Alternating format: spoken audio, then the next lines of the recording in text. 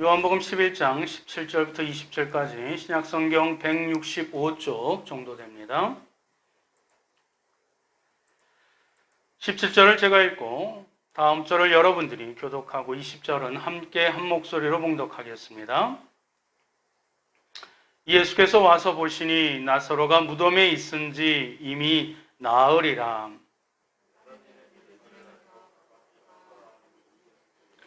많은 유대인이 마르다와 마리아에게 그 오라비의 일로 위문하러 왔더니 마르다는 예수께서 오신다는 말을 듣고 곧 나가 맞이하되 마리아는 집에 앉았더라. 아멘.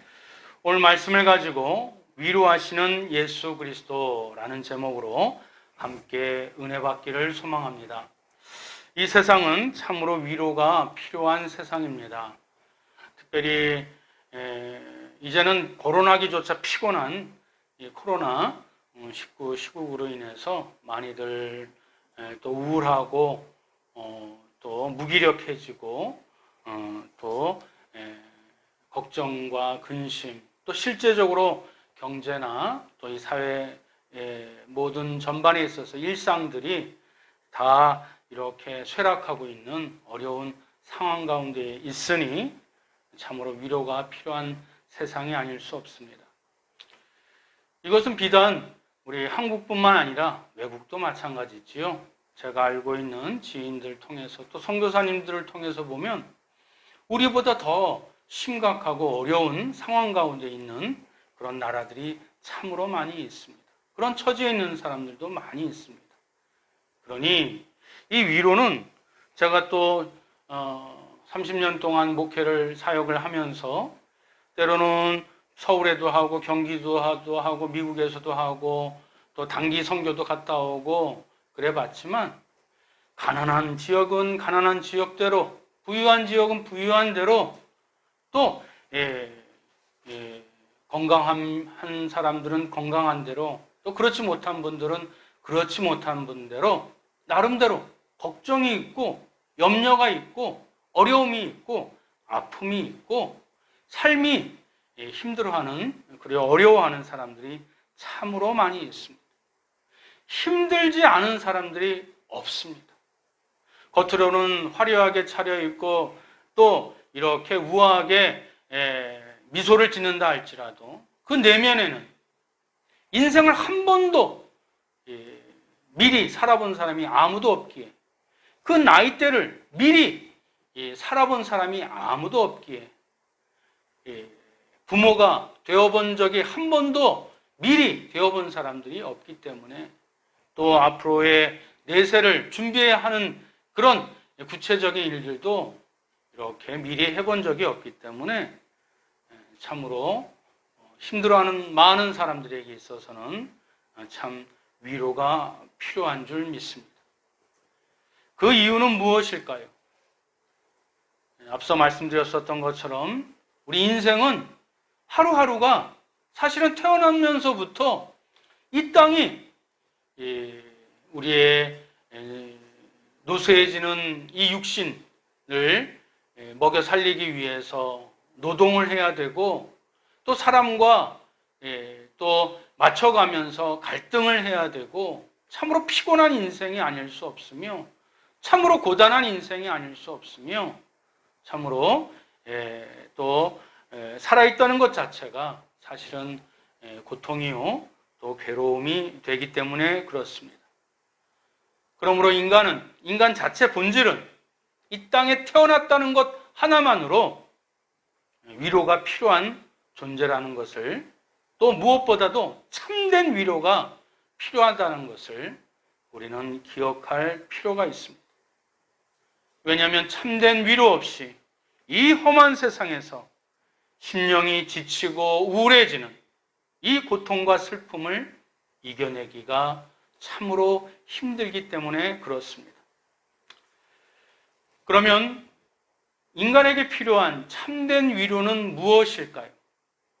그리고 참된 위로를 해주실 수 있으신 분이 과연 누구이실까요?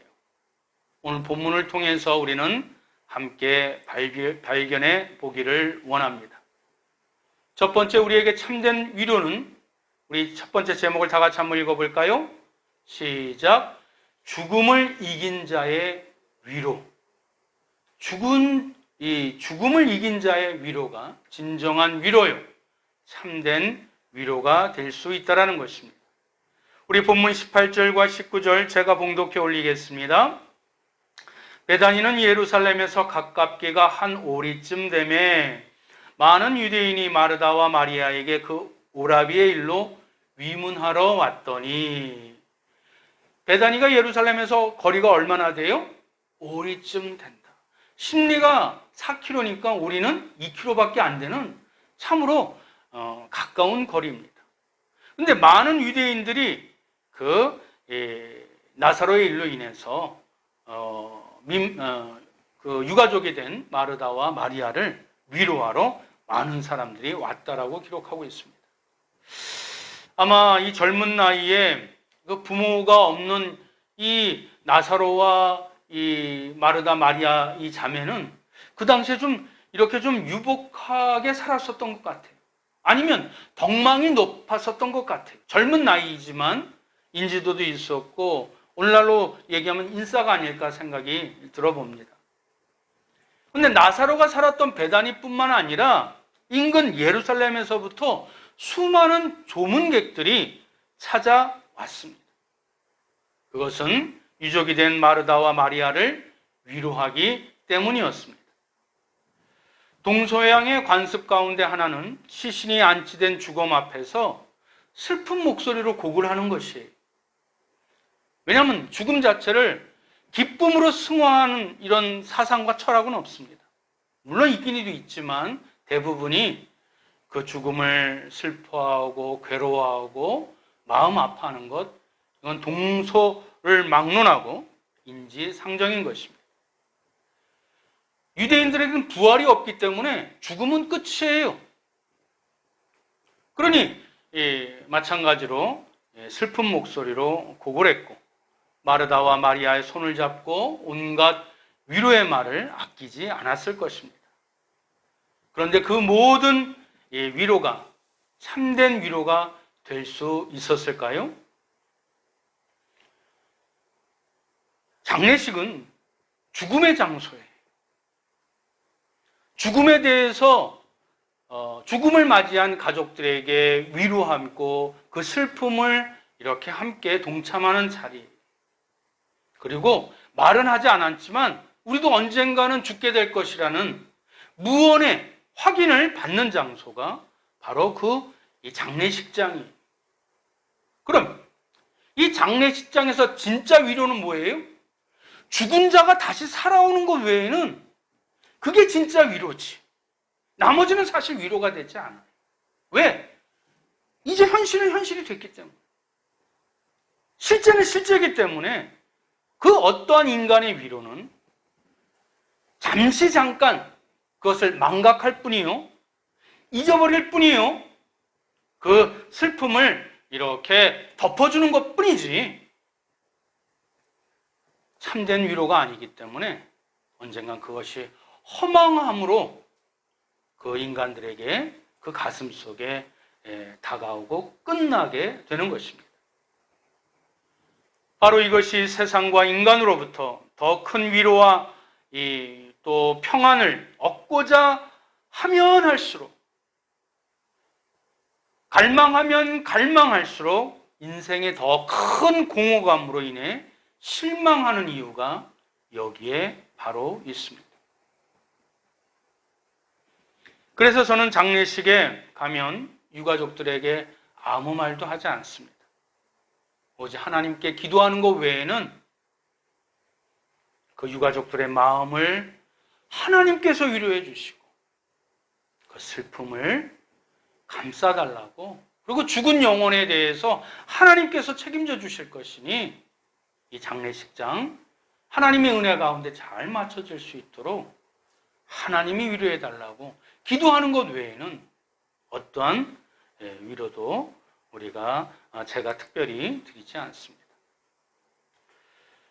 이처럼 사람들로부터 결코 참된 위로를 받을 수 없었던 마르다와 마리아, 즉 자기 오빠의 죽음으로 인해서 깊은 슬픔과 고통을 추스릴 수 없었던 그 자매 앞에 지금 예수 그리스도가 나타나셨습니다.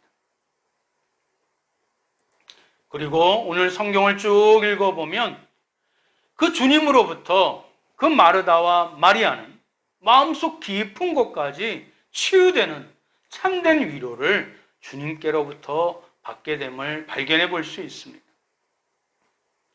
이것은 유독 오늘 성경에 기록되어 있는 마르다, 마리아 그 자매에게만 국한된 일이 아니에요. 오늘날에도 수많은 심령들이 예수 그리스도의 십자가로 위로를 받고 이 땅의 수많은 고통과 또 이 어려움과 그 두려움 속에서도 소망을 갖고 살아갈 수 있는 힘, 그 믿음의 힘은 바로 죽음을 이기신 예수 그리스도가 살아계시기 때문에 그 믿음으로 말미암아 진정한 위로를 지금 받고 있으며 또 앞으로도 계속 받게 될 줄 믿습니다. 그 이유는 단 하나, 바로 우리 주님의 위로는 그 인간의 가장 두려워하는 그 죽음을 이기신 분의 위로이기 때문에 그런 줄 믿습니다. 고린도후서 1장 3절과 4절 한번 다 같이 한번 읽어볼까요? 시작. 찬송하리로다. 그는 우리 주 예수 그리스도의 하나님이시요 자비의 아버지시요 모든 위로의 하나님이시며 우리의 모든 환난 중에서 우리를 위로하사 우리로 하여금 하나님께 받는 위로로서 모든 환난 중에 있는 자들을 어떻게 해요? 능히 위로하게 하시는 이시로다. 할렐루야. 믿으십니까? 그렇습니다. 우리 주님은 인간이 이 땅 가운데 얼마나 힘들어하는지 어려워하는지 믿음으로 사는 것이 얼마나 쉽지 않은지 너무너무 잘 알고 계십니다. 하나님조차도 하나님의 독생자 예수 그리스도조차도 그 죽음의 그 잔을 옮겨달라고 강구할 정도로 그 인생이 쉽지 않음을, 어려움을 누구보다도 잘 알고 계시기에 우리를 위로의 눈으로, 긍휼의 눈으로, 그 자비의 눈으로 바라보시고 또 실제로 우리를 격려하시고 도와주시는 분이 우리 주 예수 그리스도이신 줄 분명히 믿고 우리가 위로받기를 주님의 이름으로 축원드립니다. 두 번째 주님께서 주시는 위로는 두 번째 제목을 다 같이 한번 읽어봅니다. 시작. 인생을 깨닫게 해주시는 위로입니다. 그냥 말로써 표면적으로 그치는 것이 아니라 인생이 이렇구나, 삶이 이렇구나, 우리의 살아갈 자세와 태도가 이렇구나 라고 깨닫게 해주시는 가르침이 있는 위로가 바로 주님의 위로라는 것입니다. 지난주에 뉴스를 보니까 구미에서 방치되어 죽은 3세 여아의 죽음과 연결된 할머니, DNA 검사로 생모로 밝혀졌어요. 근데 그것을 계속 부정한 이 40대 후반의 여인의 유죄 판결을 그 소식을 듣게 되었습니다. 참으로 황당하고 참으로 이런 일도 있을 수 있나 싶을 정도로 그런 황망한 사건이 아닐 수 없습니다. 인간이 정말 인간의 탈을 쓰고 그런 일을 벌일 수 있나? 그런 생각을 할 수 있나? 아니, 생각만 하지 그걸 행동에 옮길 수 있나? 아니, 행동으로 옮겨도 그것을 끝까지 부인할 정도로 양심은 죽어 있나? 이 세상에서 살아있으나 죽어 있는 자들이 참으로 많이 있습니다. 일명 좀비를 얘기하는 것이 아니, 살아있으나 그 양심이 죽어 있고, 살아있지만 그 이성이 죽어 있고, 살아있지만 그 의식이 죽어 있고, 멀쩡히 살아있는 것 같지만 영혼이 죽어 있는 그런 사람들이 참으로 많기 때문에 그렇습니다. 그래서 성경은 이런 자들을 다음과 같이 말씀합니다. 요한계시록 3장 1절 하반절 함께 읽어봅니다. 시작. 내가 내 행위를 아노니 내가 살았다 하는 이름은 가졌으나 죽은 자로다. 우리 인간의 눈으로 볼 때는 생생하게 지금 호흡하며 살아있는 자로 우리가 간주하지만 하나님이 보실 때는 이미 죽은 자로 그렇게 명명하는 영혼들이 있다 없다? 있다라는 것입니다. 이런 사람들의 죽음은 그 누구도 아무도 측은히 여기지 않고 경멸하고 그 부패만 더 가중시킬 뿐입니다. 왜? 그 사람의 죽음 자체가 더 이상 소망이 되지 않기 때문에 그렇습니다. 그러니 이런 사람들은 그저 죽으면 모든 것이 끝이라고 생각해요. 그래서 절망의 나락의 끝으로 추락해서 이성의 끈을 결국 놓아버립니다. 그렇다면 산 것 같으나 실제로는 죽어버린 이런 인생, 겉으로는 화려한 것 같으나 실은 썩어가는 그 시체의 냄새나는 이런 사람들에게는 더 이상 소망이 없을까요?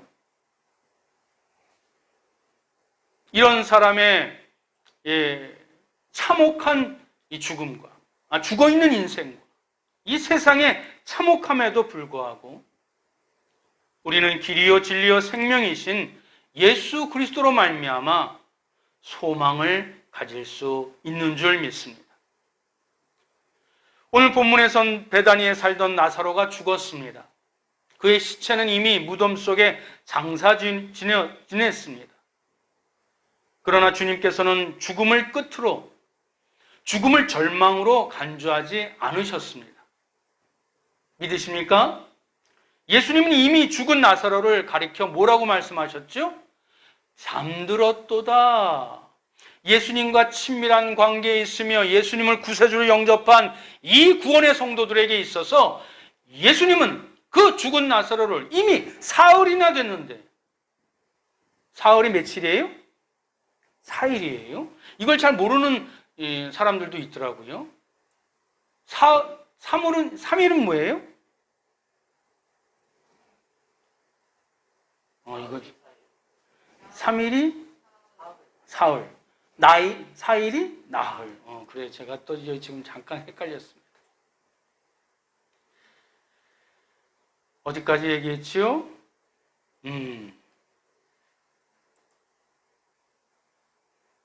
예수님은 이미 죽은 나사로를 가리켜 뭐라고 말씀하셨지요? 잠들었다고 말씀하셨습니다. 죽은 지 이미 나흘이 되었기 때문에 그렇습니다. 그렇지만 죽었다면 끝이지만 잠들었다면 반드시 깨어날 시간이 있음을 예수님은 그 나사로를 향해서 잠들었다는 말씀 속에 우리에게 그것을 일깨워 주십니다. 말하자면 주님께서는 죽은 자를 포기하시는 것이 아니라 주님의 치유 속에서, 주님의 그 각별한 은총 속에서 새롭게 깨어날 존재로 보고 계셨다라는 것입니다. 요한복음 11장 11절 한번 볼까요? 제가 한번 읽어드리겠습니다. 시작. 이 말씀을 하신 후에 또 이르시되 우리 친구 나사로가 잠들었도다. 그러나 내가 어떻게 하신다고요? 깨우러 가노라. 깨우러 간다라고 말씀만 하신 것이 아니라 실제적으로 예수님은 이 하룻길을 걸으셔서 이미 죽은 나사로의 무덤을 찾으셨습니다. 장사한 지 벌써 나흘이 지나서 시체에서 썩은 악취가 났었음에도 불구하고 주님께서는 무덤의 돌문을 옮기게 하신 뒤에 누워있는, 이미 염을 붕대로 칭칭 동여매어 있는 그 죽은 나사로를 향하여 큰 소리로 외쳤습니다. 나사로야! 나사로야! 나오라! 그 순간 나사로가 죽음의 한가운데서 깨어나 그 수의를 입은 채 붕대에 동동 묶인 채 무덤에서 걸어 나왔던 것입니다. 할렐루야! 그렇습니다. 참 생명이 있는 자만이 죽은 자를 깨울 수 있습니다. 영원한 진리 가운데 그 진리는 참 생명이 있기 때문에 이성이 죽어 있고 양심이 죽어 있고 그 영혼이 죽어 있는 자를 일으켜 세울 수 있는 것입니다. 바로 이것을 아는 것이 진정한 믿음입니다. 우리 진정한 믿음이 뭐라고요? 우리 자막을 한번 다 같이 한번 읽어보겠습니다. 시작.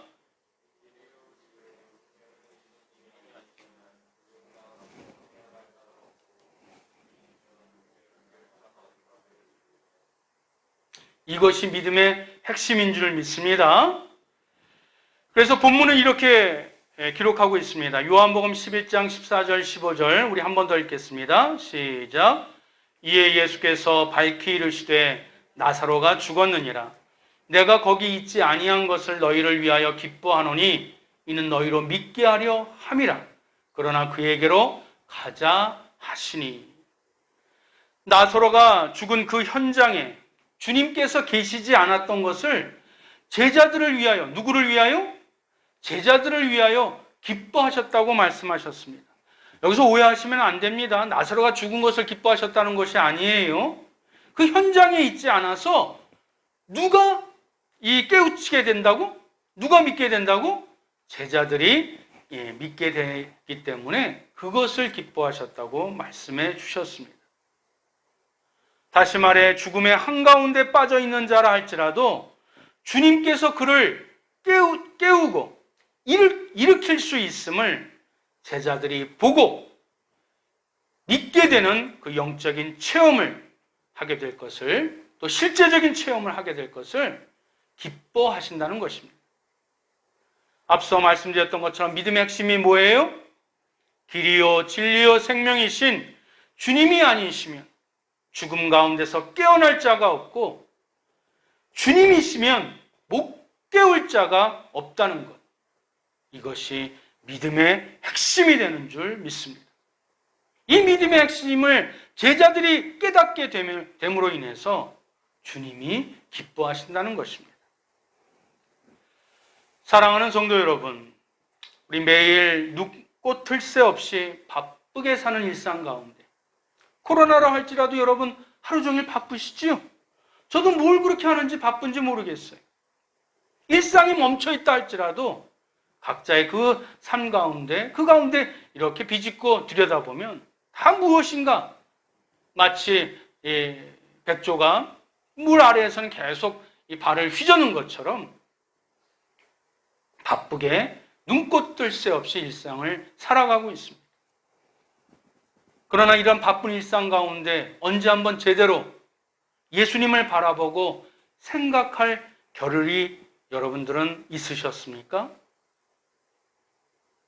우리는 언제나 주님을 망각하고 살지만 우리 주님은 늘 우리를 생각하고 계십니다.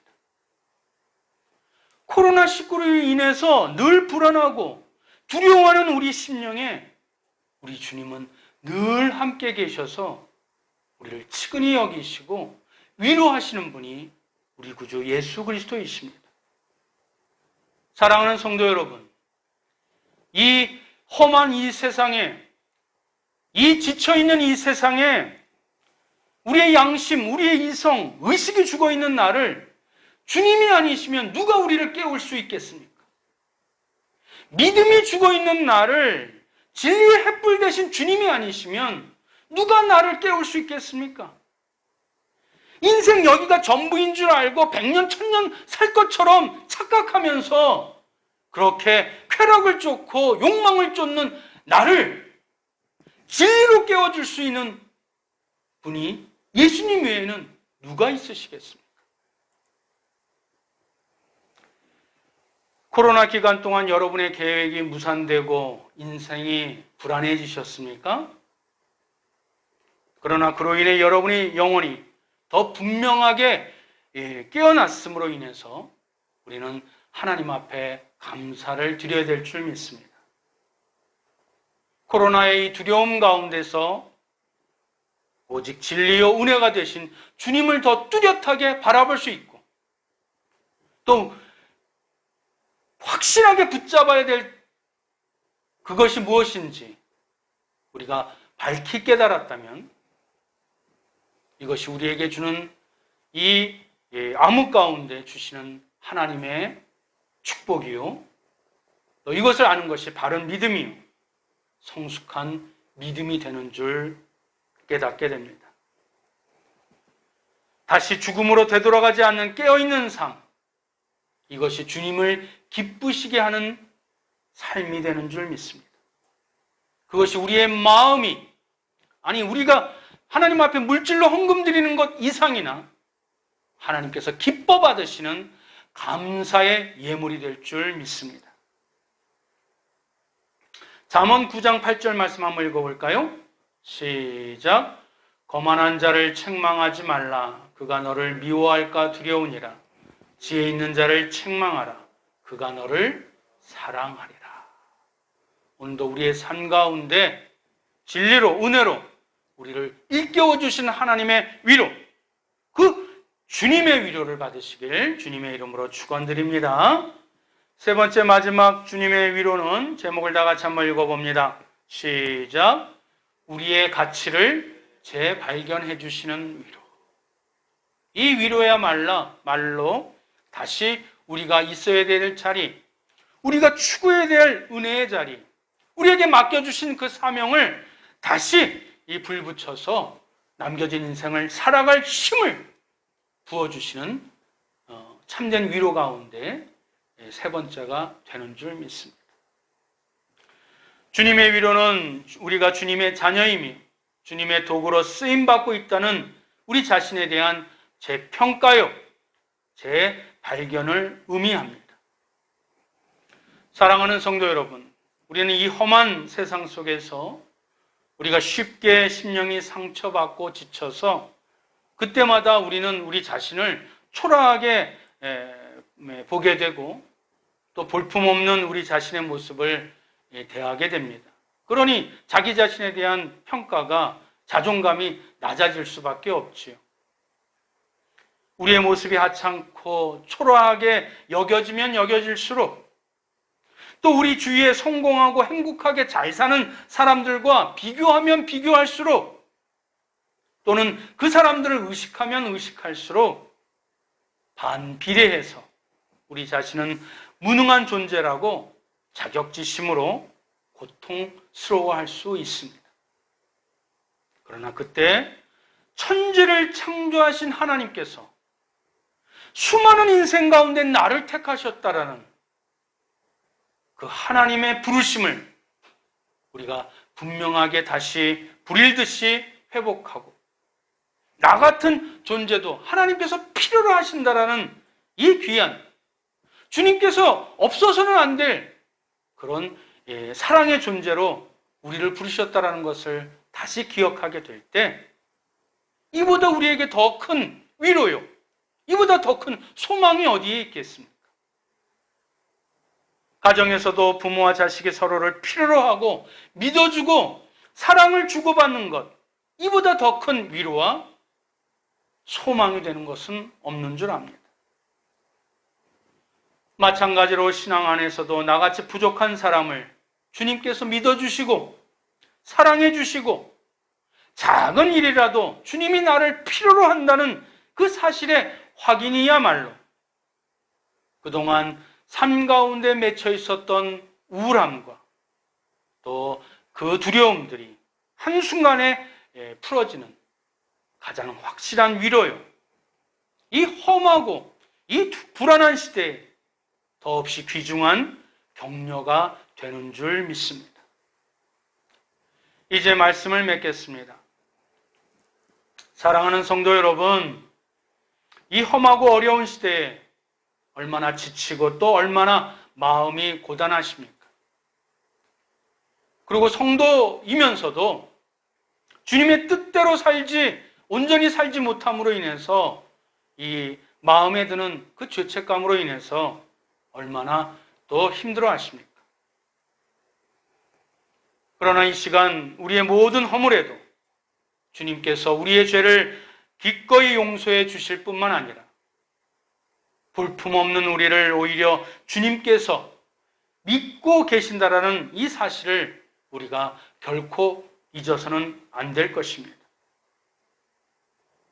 지금 주님께서 여러분의 가정에, 여러분의 직장에 당신의 도구로 우리를 채용하고 있음을 잊지 마시기 바랍니다.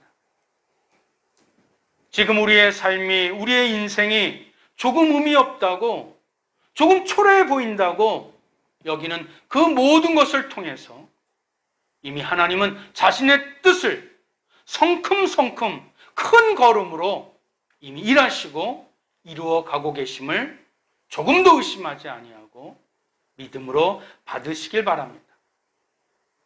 나의 이 작은 믿음의 행위가 우리의 가정을 또 우리의 사회를 조금씩 밝게 조금씩 살맛나게 밝혀주시고 회복시켜 주신다라는 주님의 위로를 우리가 잊지 마시고 새로운 계절, 새로운 학기를 소망 가운데 시작하시는 저와 여러분들 되시길 주님의 이름으로 축원드립니다.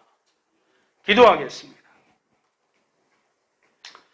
사랑과 은혜가 충만하신 하나님, 코로나19가 창궐하여 지난 한 주간도 지치고 두려워하는 마음으로 오늘 주님 앞에 나온 당신의 자녀들을 기억하여 주옵소서. 그러나 이 예배를 드리는 이 아침 주님께서 우리를 품어주시고 진리와 은혜의 말씀으로 또 우리의 심령을 위로하여 주시니 감사를 드립니다. 비록 나에게 온갖 허물과 죄가 있을지라도 주님께서 그 허물을 용서하여 주시고 또 가리워 주시고 도리어 주님의 도구로 써주고 계심을 깨닫게 해주시니 진심으로 감사드립니다. 나의 삶이 아무리 초라하고 볼품없다 할지라도 나의 이 작은 삶을 주님의 도구로 이미 누군가에게 힘이 되어지고 또 자포자기하는 영혼을 또 살아나게 하시고 또 주님의 몸인 교회를 세워가게 하시고 이 사회의 한 부분을 또 빛으로 밝히게 해주실 것을 믿사오니 앞으로 살아갈 한 주간도 주님의 위로로 소망의 기쁨으로 살아가게 하시고 주님의 격려를 받은 우리로 인해서, 나로 인해서 이웃들을, 타인들을 넉넉히 품어갈 수 있는 하나님의 자녀들, 하나님의 종들 되게 하여 주옵소서. 이 모든 말씀 예수 그리스도의 이름으로 기도드립니다. 아멘.